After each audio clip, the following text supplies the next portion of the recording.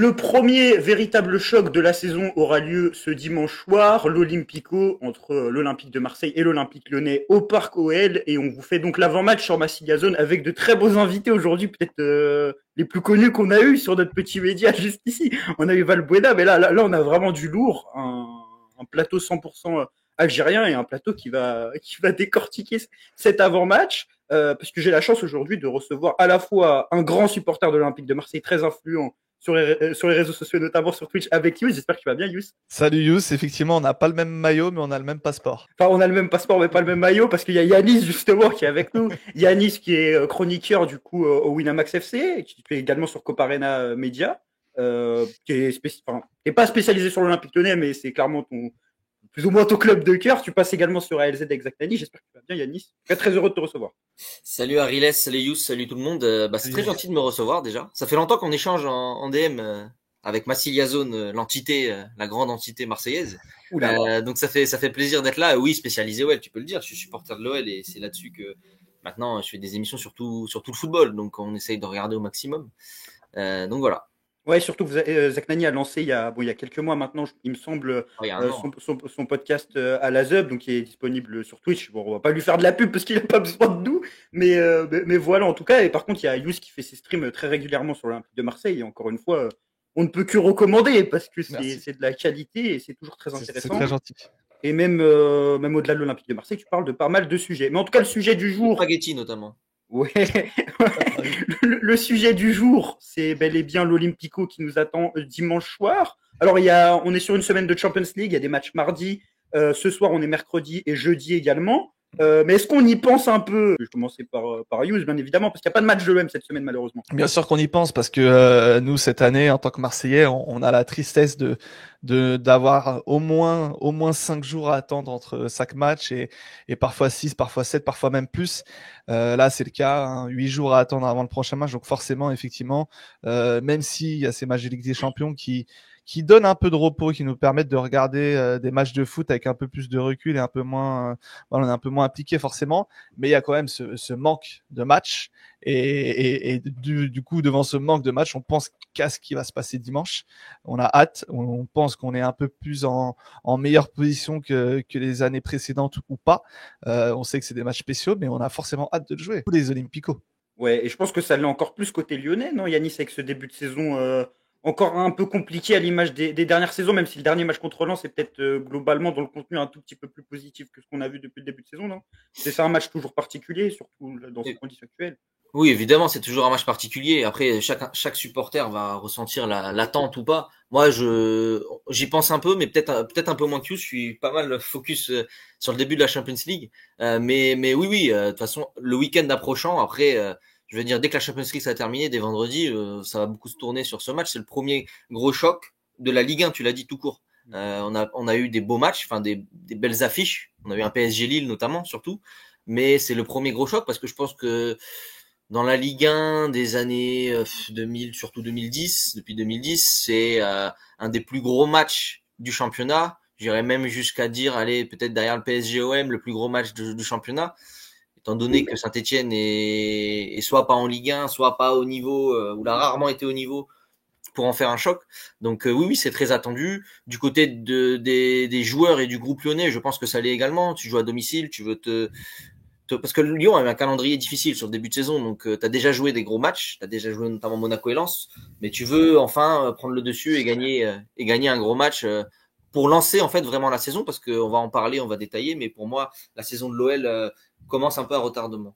Mais d'ailleurs, pour revenir sur le match de la saison passée, Yanis, c'était pas un peu cette victoire-là qui avait déjà crédibilisé les débuts de Pierre Sage? On sait qu'il avait commencé lors d'un Olympico, il avait pris 3-0, et il y avait cette commencé à Lens.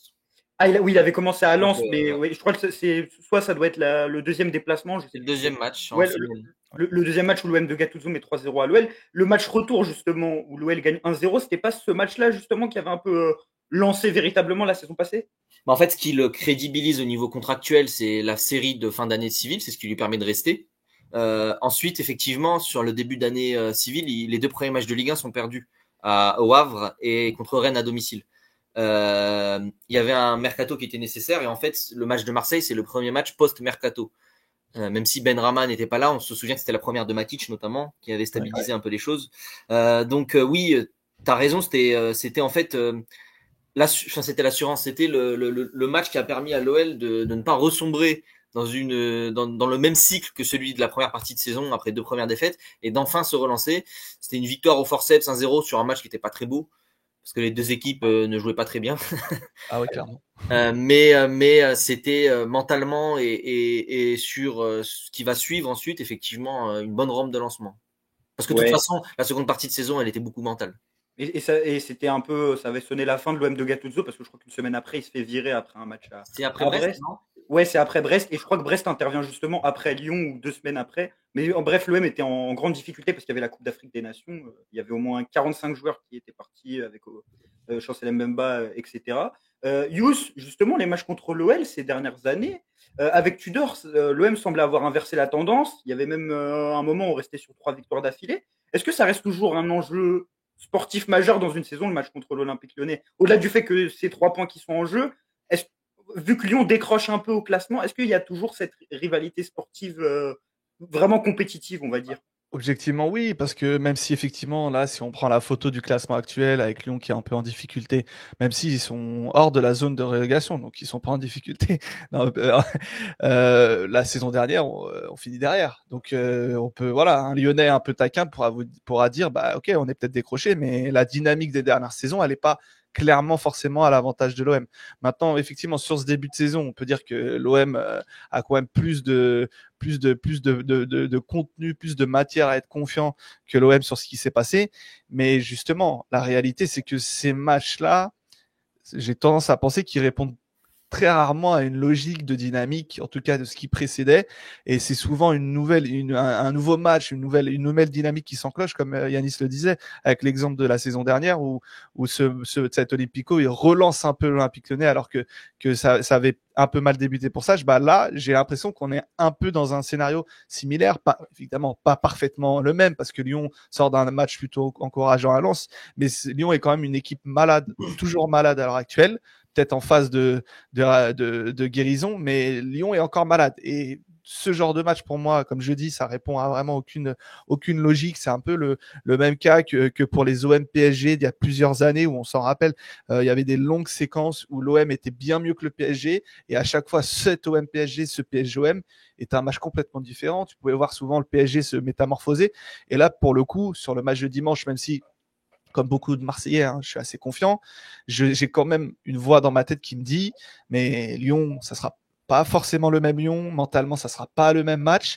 Et pour le coup, je pense que les cartes sont quasiment totalement rabattues avant un match comme ça pour moi. Comme tu le dis, Lyon est plutôt en difficulté à l'instar des dernières saisons, Yanis, parce qu'on a vu sur les 2 derniers débuts de saison, on menait à des licenciements d'entraîneurs.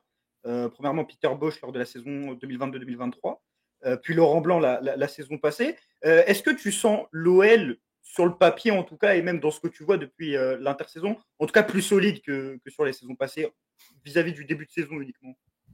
Alors, le début de saison de l'OL, de toute façon, pour remonter à un bon début de saison de l'OL en championnat, je pense qu'il faut remonter à la première saison ou la deuxième saison de Rémi Garde. Donc ça remonte à très très longtemps. L'OL démarre mal ses championnats. C'est une constante. Si tu prends saison après saison, même sous Genesio, quand il était sur des saisons complètes, les débuts de saison étaient moyens par rapport aux ambitions. Donc c'est une constante. Maintenant, tu m'as demandé est-ce que l'équipe est plus solide. Tu parles de celle de l'année dernière ou des 2 dernières saisons ou... Sur le début de saison, par exemple, l'OL de Boss, Laurent Blanc début de saison, l'OL de Laurent Blanc début de saison. Parce qu'il y a quand même, moi d'un œil extérieur qui ne regarde pas énormément la préparation de l'OL, par exemple, j'ai l'impression que la préparation était plus intéressante que les dernières saisons, non? Oui, bien sûr, évidemment. De toute façon, que la saison dernière, c'est impossible de puisqu'il n'y avait pas de but marqué, c'était une catastrophe. Je pense que compte tenu des agitations, puisqu'on va y venir plus tard, mais pour moi, ce qui peut bien différencier aussi, c'est la qualité du propriétaire et de l'ensemble au-dessus du club pour calmer et tranquilliser les choses. Mais en fait, du côté de l'OL, je pense qu'individuellement et joueur par joueur, ligne par ligne, c'est meilleur que la saison dernière. Je pense que tu as beaucoup plus de quoi faire que la saison dernière, que tu commences, malgré le début de saison très mauvais sur les 2 premiers matchs, tu commences avec plus d'acquis ou de calme que la saison dernière. Ça peut paraître bizarre, mais en fait, pour moi, la saison de l'OL, elle débute contre Strasbourg. ce qui veut pas dire qu'avant ça compte pas, mais en fait, contre Rennes et Monaco, on le sentait dans l'environnement du club. Tout le cirque autour du club, tous les joueurs qui sont tous à vendre ouvertement, ça a été sorti. Le groupe s'est étiolé, le groupe était inexistant et le visage qu'a montré l'OL sur les 2 premiers matchs, pour moi, n'est pas le vrai visage normalement de l'Olympique Lyonnais, notamment contre Monaco, où tu fais, je crois, 1 ou 2 tirs à domicile, t'en cadres pas un. Même si Monaco est supérieur à l'OL, normalement sur un match à domicile où Lyon arrive avec la tête vide et plein de confiance, tu joues pas comme ça.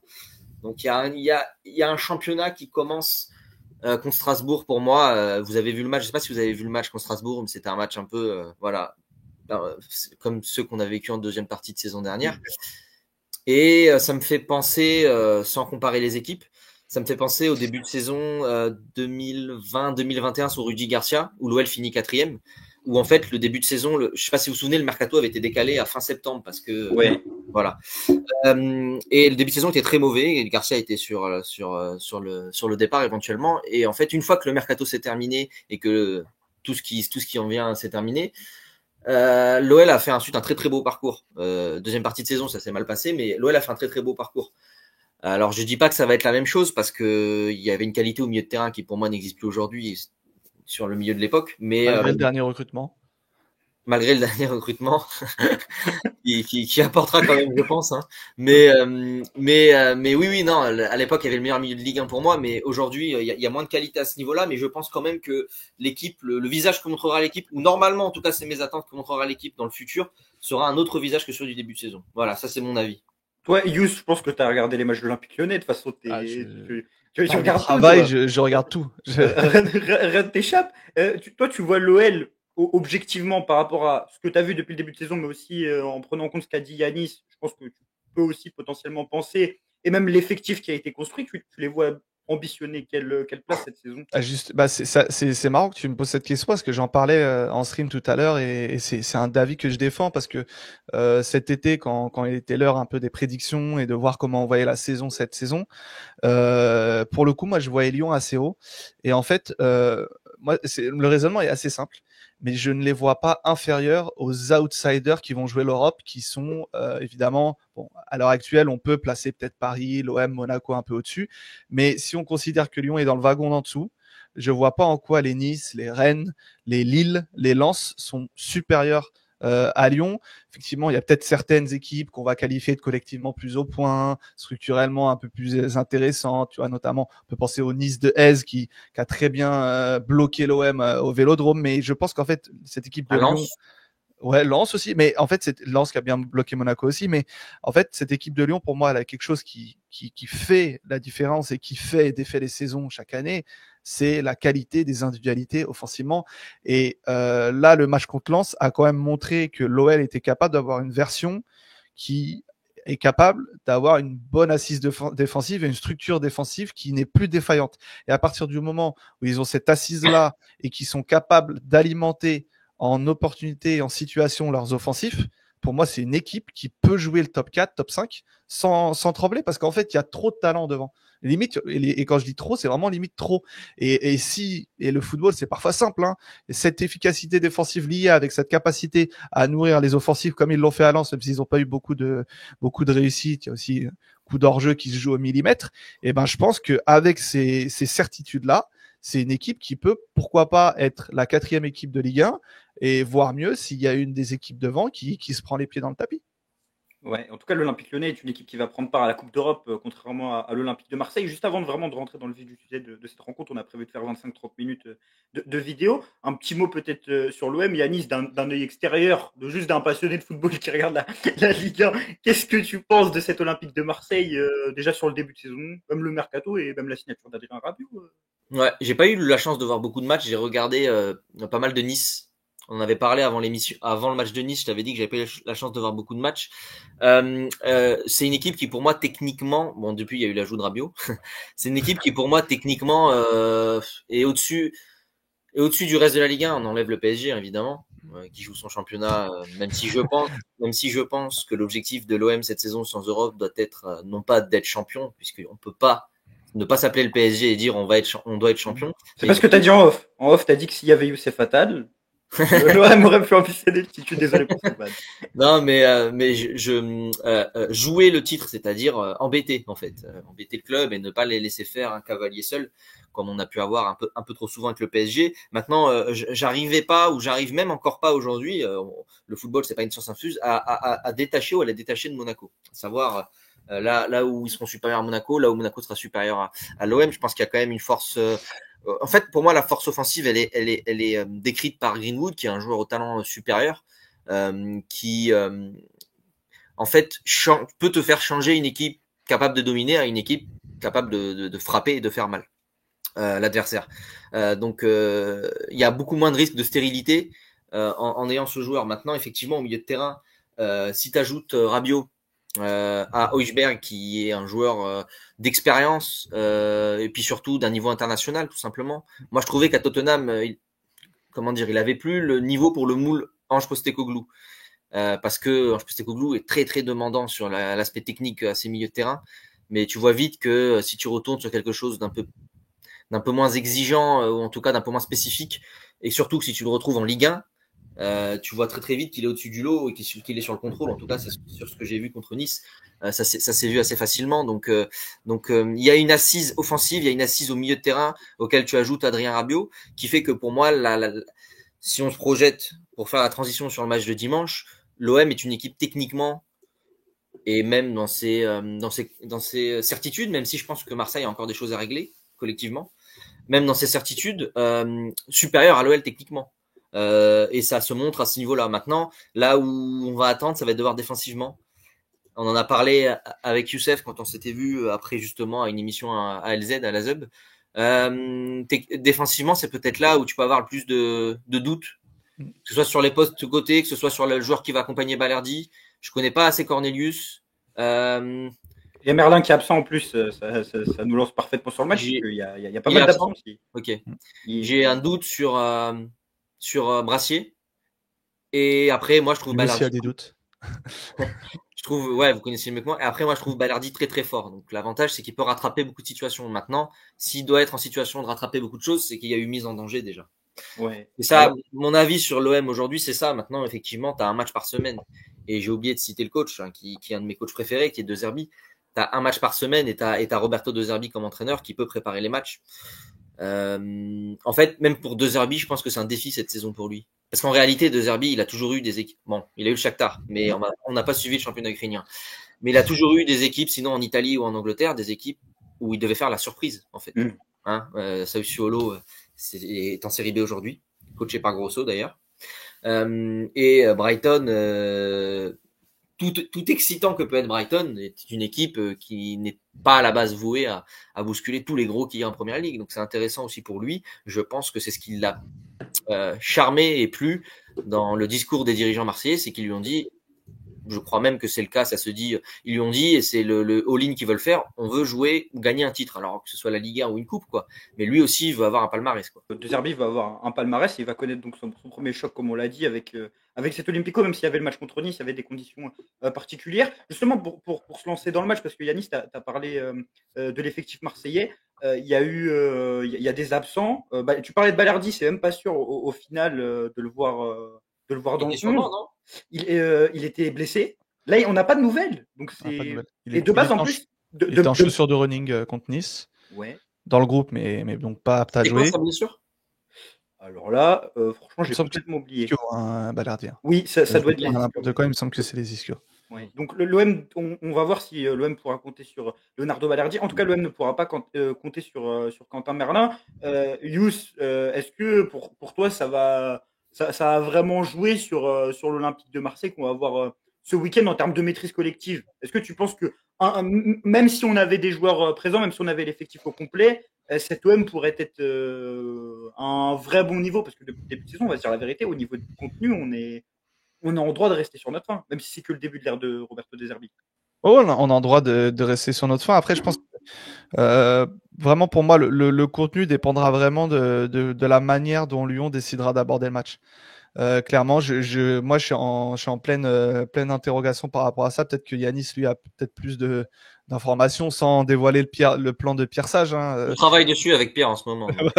Bon, alors, ne dis pas tout, mais effectivement, si on fait face à un Olympique Lyonnais qui est un peu plus attentiste, qui laisse l'OM sortir de lui-même et potentiellement jaillir en compte, peut-être que voilà, c'est un match qui permettra à l'OM d'avoir la maîtrise, mais peut-être que ça sera un peu stérile. Si tu as de l'autre côté un Olympique Lyonnais qui va chercher l'OM, qui essaye d'empêcher la première relance en fonction de la réussite du pressing ou pas, bah, tu auras un match différent ou pas, mais effectivement, je pense que vraiment tout dépendra de l'approche de Lyon et de leur capacité à soit nous faire déjouer en laissant le moins d'espace possible à nos offensifs ou en laissant le moins de temps possible au premier relanceur de l'OM. Alors, selon l'approche, je pense que ça peut être vraiment un match qui a plusieurs vérités et totalement différent.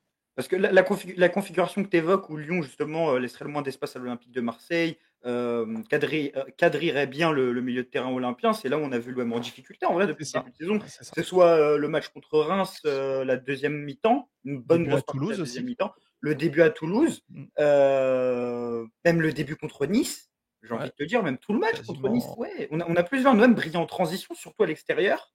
Et c'est pour ça que la configuration du match va être intéressante.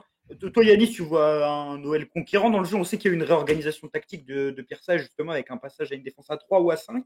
Tu vois comment l'OL, surtout devant son public? C'est une bonne question. C'est justement la reconfiguration est récente et on a eu 2 matchs très différents avec cette défense à 3. On a eu un match contre Strasbourg un peu fou où l'OL va chercher haut dès le départ et va presser Strasbourg sur une équipe de Strasbourg qui a des particularités tactiques quand même aussi cette saison qu'il faut noter sur l'individuel, sur la quasi-interdiction d'allonger, puisqu'ils veulent ressortir à tout prix au sol et l'OL l'avait bien ciblé. Le premier but vient de ça d'ailleurs. Et contre Lens à l'extérieur sur une alternance et un bloc évidemment beaucoup moins haut puisqu'il s'agit de ne pas être kamikaze et un match plus maîtrisé défensivement par conséquent. Moi je me demande, parce que là c'est en fait la particularité de Lens et Strasbourg, c'est que les deux jouent à 3 derrière. Je me demande si Lyon et Sage ne veulent pas faire miroir cette saison de l'équipe adverse et jouer à 3 derrière quand l'adversaire joue à 3 derrière et notamment à 2 attaquants de pointe ou voire 3 joueurs axiaux dans l'axe et jouer à 4 derrière quand l'adversaire est à 4 derrière. Si c'est le cas face à Marseille, tu pourrais imaginer un retour à 4 derrière. Maintenant, je pense que le match étant contre celui de l'OM et une équipe qui a déjà marqué beaucoup de buts, vous l'avez dit en transition, pas mal, et c'était un des points sur lesquels les gens parlaient sur l'arrivée de De Zerbi, qu'il est capable de jouer vertical, etc. S'il y a les joueurs et si l'équipe adverse va le chercher, il va jouer vertical, parce que de toute façon, même quand ils ont le ballon, l'objectif de De Zerbi, c'est de faire sortir l'équipe au pressing pour les forcer à presser et à les prendre. Comme essayer de faire Farioli l'année dernière avec Nice, mais avec beaucoup moins de maestria. Et donc à partir de là, moi je me pose aussi la question. Je n'exclus pas le fait qu'il repasse à 4 derrière, mais moi, mon intuition personnelle, pour le coup, ce serait qu'il reste à 3 derrière avec une manière de moduler le pressing, afin de faire en sorte de ne pas laisser trop d'espace aux joueurs marseillais. Maintenant, la question c'est devant. Comment ça peut s'organiser, parce que jusque-là c'était 3 milieux de terrain, un 6 et 2 relayeurs. Vertou, je pense, sera titulaire parce que Cacré a été dégueulasse à Lens. Matic sera titulaire en 6, ça me fait pas de doute. Et je pense, moi, que Cacré sera sur le banc, et si on passe sur ce milieu à 3, et que Tolisso sera le troisième milieu, parce qu'il sort de deux bons matchs pour le coup. Donc j'imagine ce trio au milieu de terrain. C'est un trio où Vertou va devoir courir pas mal, mais en fait, le fait d'avoir 3 défenseurs axiaux derrière te protège un peu plus de la potentielle lenteur de Matic qui est réelle. Donc, ce sera intéressant de voir, parce que si c'est le cas, c'est à nouveau sur le papier une équipe plutôt défensive, mais avec un duo d'attaquants qui peut faire mal, puisque j'imagine Mikotadze retrouver. Pas de Gift Orban du coup. Je pense que ce serait si c'est dans ce système, je pense que ce serait Mikotadze Lacazette avec Orban en joker de match. À noter qu'Orban a été bon contre Lens et meilleur. J'ai cru que tu allais me dire qu'il avait été transféré. Vraiment, j'ai vraiment eu peur. Je crois qu'il y avait des rumeurs en plus ces derniers jours. Ah oui, c'est non, mais ça vient d'arriver là, il est transféré. Ah merde. Ouais. Il signe à Crystal Palace, c'est ça, pour janvier. Parce que Lyon a dans son effectif beaucoup de joueurs offensifs, beaucoup. Mais actuellement, joue sur un système où il y a que 2 joueurs offensifs. Ça ne durera pas. Hein. L'OL repassera avec beaucoup plus de joueurs offensifs dans son système, soit contre Marseille, soit après Marseille. Mon avis, c'est après Marseille, contre l'Olympiakos en Europa. Mais il y a beaucoup de joueurs offensifs. Donc tu as effectivement Mikotadze, Lacazette, Orban, qui sort d'un bon match à Lens et d'un doublé contre Strasbourg. Mais tu as aussi Fofana, Zaha, Nuama, Benrahma, qui a perdu gros aussi sur ces derniers matchs. Et si la prolongation se précise, je Ryan Cherki. Ouais, Ryan Cherki. Sauf s'il prolonge ici dimanche, ne sera pas dans le groupe du coup dimanche. Je savais pas qu'il avait toujours pas prolongé. Je pensais qu'il l'avait fait justement. Non, il y a quasi accord, mais ça n'a pas encore été acté et signé. Donc jusque-là, ils peuvent pas jouer si ça n'est pas signé. Justement, Yannick, je vais te reposer une autre question parce que tu as évoqué Jordan Verretou. Elle concernait les 2 anciens Marseillais de l'équipe. Alors, Jordan Verretou, c'est tout récent, donc ça va être difficile de juger ses prestations sous le maillot lyonnais. Mais Douye Tchaletatsar, comment tu le trouves, toi, à Lyon? Nous, c'est un joueur, Yous, qu'on a quitté à l'Olympique de Marseille. Il est pas parti libre, mais il a dû partir pour 2-3 millions d'euros. Sa dernière saison sous Sampaoli, bon, elle était pas si dégueulasse que ça. Elle est pas très bonne non plus. Elle est peut-être pas bonne non plus, mais elle est pas dégueulasse. Comme à l'Olympique Lyonnais, tu le trouves comment, toi, Yanis, depuis son arrivée? Alors au début, il a été placardisé à l'arrivée de Grosso surtout. Il jouait plus du tout. Il n'y a pas eu de bons résultats du tout sous Grosso, donc Grosso a été remplacé et c'est Sage qui l'a relancé sur l'année civile 2024. Et je trouve qu'au fur et à mesure, il a montré de belles qualités de défenseur. C'est un bon défenseur qui a comme plafond le fait que c'est un défenseur qui va, entre guillemets, même si c'est un bon défenseur, il ne va jamais me rassurer à 100%. Et qu'il n'est pas le leader d'une défense. Si l'équipe va commencer à aller mal, je le vois pas rattraper les coups. On a parlé de Balerdi tout à l'heure. Je le vois pas rattraper les coups, sauver l'équipe, tenir une défense. Par contre, c'est un bon défenseur. Et la saison dernière, sur pas mal de matchs, il était meilleur qu'O'Brien, qui a des qualités assez atypiques. Mais sur l'aspect défensif pur, meilleur qu'O'Brien. Il a parfois aussi, il n'a pas une grosse personnalité sur le jeu avec le ballon, mais il a parfois un bon gelon.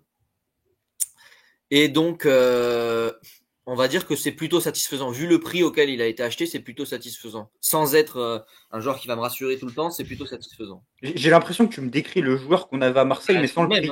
Oui. Sans le prix. Parce que nous, on l'a payé, on l'a payé 20, un peu plus, même 20, je crois. On l'a peut-être payé 20, 18, 20, quelque chose comme ça.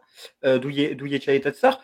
Pour revenir sur l'Olympique de Marseille, justement, Yous, tu t'attends à quelle composition, toi Je pense qu'il y a pas mal de débats. Déjà, tu as l'absence de Merlin. Ouais. Je pense que même va y avoir un débat sur le numéro 9.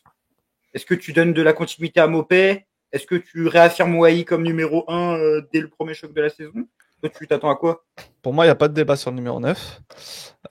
Pour la simple et bonne raison que un numéro 9 que tu as acheté 25 millions, qui est un de tes plus gros transferts du mercato, tu le benches pas pendant que son remplaçant met un but lors de son seul match d'absence. Tu vois, à partir du moment où il est à 100%, Wai est titulaire. Après, si la dynamique va vers le négatif d'ici 2, 3, 4 matchs et que ça continue, oui, là, la question se pose. Mais au 18 septembre, c'est pas comme ça que tu gères un transfert à 25 millions, surtout que tu es dans l'optique de valoriser tes joueurs et toutes ces choses-là. Et surtout que d'ailleurs, De Zerbi, après le match, il a réaffirmé que Wai était le titulaire et Mopé le remplaçant, donc c'est assez clair. Maintenant, effectivement, si Wai est pas à 100% et qu'il y a un doute, ça sera Mopé le titulaire. Mais à partir du moment où les deux sont à 100%, pour moi, il n'y a pas de débat, en tout cas au 18 septembre. Et j'aime beaucoup Mopé, je le précise au cas où. Pour la défense, effectivement, il y a plusieurs possibilités. T'as Ulysse Garcia qui est revenu, on avait oublié ce joueur. Et il est très intéressant de l'avoir mis dans le loft pendant 15 mois. Et il était acheté il y a 5 mois en plus. Ouais, il a été acheté il y a très peu de temps. Et son contrat finit dans 3-4 ans, donc l'excuse contractuelle ne sert à rien. Du coup, ouais. C'est assez lunaire, franchement. Bon, il y a du coup notre ami Garcia qui est là. Il y a Lirola qui a déjà joué à ce poste-là. Il y a Murillo, quand on parle de remplacer Merlin. Il y a Murillo qui a joué aussi. Il y a plusieurs possibilités. Même un changement de système avec Brassier, est-ce que ça serait pas si déconnant? Sachant que Brassier peut était latéral gauche à Brest sur ses premières saisons. C'est une possibilité. Tu peux mettre. Mais Cornelius, il y a le rouge de Cornelius en fait. Si Balerdi est là, c'est une possibilité. Mais il y a le rouge de Cornelius. Je sais pas si on a eu d'update là-dessus. Il n'y a pas de nouvelle. Il a pris un rouge franchement incompréhensible contre. C'est un deuxième jaune. La commission Non, se tient. Ouais, un deuxième jaune, ouais. La commission se Il sera tient. suspendu. Enfin, ce soir, mercredi soir, hein, pour ceux qui regardent Deuxième l'émission. jaune, ça m'étonnerait que ça saute. Ouais, bah on va voir, hein, mais Si c'est ça vrai saute, qu'il y il y a a ce plusieurs doute-là. possibilités. Parce qu'en fait, comme depuis le début de saison, généralement de l'Olympique de Marseille, c'est que au niveau offensif, on est top, quoi. Il y a pas eu un souci majeur en soi depuis le début de saison. Même quand Wai était pas là, bah tu l'as remplacé par Neil Maupay. Par contre, défensivement, j'ai l'impression qu'à chaque match, il y a un problème. C'est qu'à Brest, tu démarres avec Cornelius qui doit pas démarrer normalement. Tu démarres avec des latéraux. Franchement, faut l'avoir la première compo contre Brest, quoi. C'est Murillo Lirola. Contre Reims, peut-être que je vais dire une bêtise, mais Merlin Murillo contre Reims, classique. Merlin Murillo, donc ça c'était classique. Mais sur les journées qui ont suivi, Toulouse c'est aussi. Ah, Toulouse aussi, Merlin Murillo. ouais, mais t'as brassé Cornelius dans l'axe, donc t'as pas Balerdi. Donc Oui, t'as oui. quand même, Non, oui, t'as quand même, t'as souvent un absent. enfin voilà, une recomposition constante au niveau du secteur défensif. Moi, il y a une possibilité qu'on peut voir. De toute façon, on va le voir. On approche on est bientôt sur la fin de cette vidéo. C'est peut-être voir aussi à terme Kondogbia redescendre en défense centrale. À ce sujet justement, est-ce qu'on verra le Duc À Lyon, Adrien Rabiot? Ouais, non. On le verra. Enfin, on le verra peut-être. Yannis a changé de visage. J'ai évoqué en tenue, m'étonnerait. peut-être pas. Non, il l'a même dit cet après-midi en conférence de presse. Rabiot lui-même a dit c'est très compromis. Il a fait un été où il a pas joué. Enfin, c'est ça. Il l'a dit lui-même qu'il a profité, il a pris du temps avec sa famille, il s'est préparé, mais pas de manière optimale. Encore hier, il était en chaussures de course. Il n'a pas repris avec le groupe. On est mercredi. Ça paraît improbable. Il sera peut-être dans le groupe. Il aura peut-être pas de minutes. Il aura peut-être 10 minutes, mais il sera pas titulaire. Ça, je pense que on peut en être sûr à 100%. Maintenant, il y a quand même plein de possibilités. Hein. Puis même Koné qui a l'air d'être revenu. Est-ce qu'il serait pas titulaire? En 10, pourquoi pas, ou même en 10, si tu fais descendre bien, pourquoi pas. Donc, il y a plein de possibilités qui s'offrent à De Zerbi, même pourquoi pas un changement d'animation. On sait que, voilà, depuis le début de la saison, on voit souvent ce 3-4-3 avec le ballon. Tu t'es pas à l'abri qu'il y ait une évolution à ce niveau-là, comme il y a une évolution avec la tendance des 6 et notamment Højbjerg puis Kondogbia à redescendre lors des phases de construction. Il y a en vrai, c'est aussi ça l'excitation qui va avec l'arrivée de De Zerbi cette saison, c'est que chaque match peut avoir sa vérité et sa nouvelle tendance en termes d'animation. Donc, ce qu'il faut se dire, c'est qu'on sera sûrement surpris encore ce week-end. On aura sûrement quelque chose qu'on n'a pas vu, que ce soit par les joueurs titularisés ou par l'animation. Donc, c'est peut-être ça qui a à retenir. Ouais, on espère être surpris dans tous les cas parce que c'est donc le premier gros choc de la saison qui nous attend ce dimanche. Je vous remercie énormément, Yannis et Yus, de m'avoir accordé de votre temps. Avec plaisir. Ça m'a fait super plaisir, surtout avec des chroniqueurs d'une excellente qualité. L'institution Massillazone vous remercie, bien évidemment. Tu rigoles en disant ça, c'est pas vrai, c'est ça? Non, franchement, c'est deux personnes que je kiffe écouter en termes de foot. Mais donc ça fait super plaisir. Que ce soit Yannis sur le WFC, même dans ALZ, parce que je regarde, c'est quand même une émission de qualité, ou Yus. En audio sur WhatsApp. Ouais, en audio sur WhatsApp, ou sur ces streams. Franchement, c'était super. Dernière chose que je vous demande avant de conclure cette vidéo, n'hésitez pas à vous abonner d'ailleurs et à aller suivre Yus sur Twitch. Je mettrai le lien, même je mettrai le Twitter de Yannis si ça vous intéresse. La dernière question, c'est votre pronostic pour cette rencontre, en commençant par Yannis, qui est le grand invité de ce podcast. Écoute, je vois l'OL réussir à s'imposer. En étant outsider, je précise, mais je le vois réussir à s'imposer 1-0 ou 2-1, peut-être 1-0, ce qui voudrait dire quand même tenir en échec l'attaque marseillaise, ce qui est pas une mince affaire puisque personne ne l'a fait jusque-là. Mais en tout cas, je sens un gros match et une grosse ambiance au stade, donc ce serait mon prono. Maintenant, les pronostics dans le football. On le ressortira quand on le ressortira dimanche soir. T'inquiète. Yous. Moi, je vois un match nul avec beaucoup de buts. Voilà. Un 5-5. Pourquoi pas.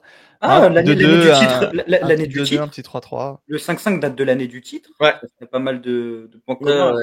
Un 5-5. Le plus, parmi les matchs irrationnels de l'Olympico, c'est un 5-5 avec Didier Deschamps quand même. Et Claude Puel. Ça veut dire 2 entraîneurs. Et d'ailleurs, après le 5-5, Didier Deschamps en conférence de presse, il est pas content. Bah oui, parce que tu mènes 4-2 à la 75e. Après, c'est la magie de ce match, c'est que les Lyonnais sont pas contents, ils mènent 5-4 à la 90e. C'est ça. Tu vois, c'était le match du Garland. Ouais, bah on espère un match aussi incroyable, même si une victoire de l'Olympique de Marseille ne serait pas de refus. Je vous remercie encore une dernière fois. Puis on se dit à la prochaine sur Massy Zone. N'hésitez pas à nous suivre sur l'ensemble de nos réseaux sociaux. Et allez l'OM!